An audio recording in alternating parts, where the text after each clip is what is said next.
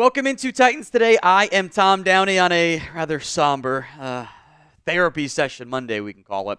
The Titans come up short again despite having another great chance to win the football game.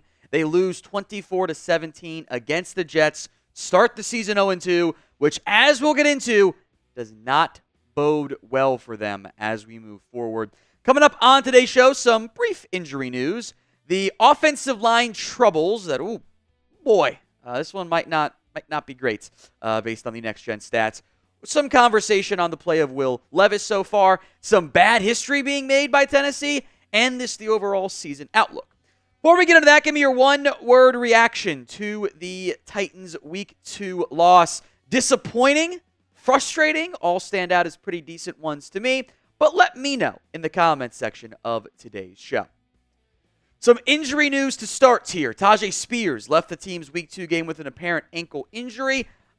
Does sound like that one was pretty minor. Not major was the terminology used by Ian Rappaport. As of filming, haven't seen much details beyond just, it's not the end of the world, not like season ending or anything there. So we'll keep an eye on that front, but certainly was a noteworthy injury there for Spears. If he misses time, we'll see if that ends up happening or not. It just means more work for Tony Pollard, right? And that's Spears has not been bad. Don't get me wrong on that front. Tony Pollard I thought had a good day against the Jets. Frankly, he had 62 yards on 17 carries. That's not great. 56 of them came after contact. So it's normally an indication of like, hey, your offensive line maybe didn't do its job the way you needed to. Which, in general, I think a lot of the stuff we saw in Week 2 can be attributed to the play of the offensive line. Now, these are next-gen stats numbers. 11 Jets recorded a pressure in that game in Week 2. There was pressure on 60% of Will Levis's dropbacks, which is not what you want for a young QB who is prone to sometimes doing silly stuff. Got that bozo gene in him, which is not necessarily a bad thing, because Josh Allen has it too, and you'll make some plays with it. You'll also have some really bad moments and turnovers and fumbles and all that stuff. Now, look, I will say he didn't have that high of a sack ratio, which is probably some good credit to Levis, but I digress. That is the most pressures allowed, or highest percentage of pressures, I should say, since Week 13, 2023. It's bad. Tough to move the ball consistently on offense when your offense line is getting beat. Now, next-gen stats attributed most of the mistakes to Nicholas Petit-Frere. 13 pressures is what next-gen stats charted him at. I will say that PFF had a lower number. He only had 9. Still bad. Want to emphasize that. Not good, all things considered. So whether it's 9 or 13, he did not play well.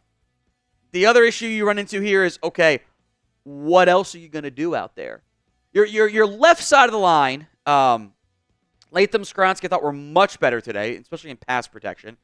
The right side of the line was not. If we want to use the PFF stats, they combined for 13 pressures of the 17 that you allowed. Now those are PFF's numbers. Next-gen stats were different, which is just how they track stuff. They're pretty consistent, so like the percentages end up being pretty equal. Bad offensive line play. Can't have it. You got to figure out that right side, and there might not be a solution, unfortunately, in year 1. So what is your concern level over the offensive line? Scale it for me from 1 to 10. 1 on the low end, 10 on the high end. What is your concern level over that offensive line? It's a pin comment, by the way, on today's video, so go take advantage of it if the ad comes on YouTube. Let's talk Will Levis's play here. Again, some good, some not so good. And that's, I think, somewhat to be expected from Will Levis. I think you're just going to see a lot of that. I thought he actually handled the pressure pretty well, all things considered. But you've kind of seen the course of the season. You're at 319 yards. Now, passing in general across the NFL is down. It is significantly down. But it's not great. He's at 6.9 yards per attempt. That's fine. But the real issue is you have these just bad plays. That interception against the Bears that became the meme, right? It was this. Just a bad decision, right? The fumble. They read the turnovers in the red zone. Can't happen. You got in the red zone 3 times after your first drive. Got 3 points. Tough to win games like that. Now, I will say, it's not all one player. It's team sport. He's not always getting the best support. He's been pressured on 53.4% of his dropbacks this season. It's bad. It's a really hard way to win games and be successful as an offense when you're getting that much pressure. Now, there's stuff that Levis can and has to start doing better. And maybe you have to even try to be, tough to do it when the offensive line struggles, even more schemed up to make life easier on your offensive line. We'll come back to that here, but first, a word from today's sponsor. That is Game Time. If you're trying to buy tickets to whatever event last minute, Game Time is the only one you should be using, especially with their new feature. It's called Game Time Picks. It makes getting tickets to see your favorite teams play live even easier. Game Time Picks without the fluff to only show you the incredible deals on great seats, so you don't have to waste time searching through thousands of tickets. You can also sleep well. Maybe you don't sleep well after your team loses. I don't. But you can sleep well knowing the Game Time guarantee keeps you covered. They'll credit you 110% of the difference if you find tickets in the same section and row for less, so you know you're getting the best deal possible. Download the Game Time app, create your account, and use code CHATSPORTS for $20 off your first purchase. Terms do apply. But again, create your account, redeem code CHATSPORTS, that's ChatSports, for $20 off. Download Game Time today because what time is it? It's game time.